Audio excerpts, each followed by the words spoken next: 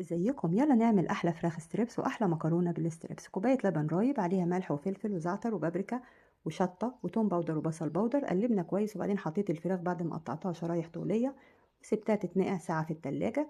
بعد كده الدقيق اللي هنستخدمه كوبايه ونص دقيق، عليها 4 معالق نشا ونفس التوابل اللي فاتت هنحطها تاني عليه ونقلبهم كويس. طلعنا الفراخ من التلاجة، ضربت بيضتين وحطيتهم على الفراخ كده وبدأت اخد الفراخ واحطها في الدقيق بالنشا.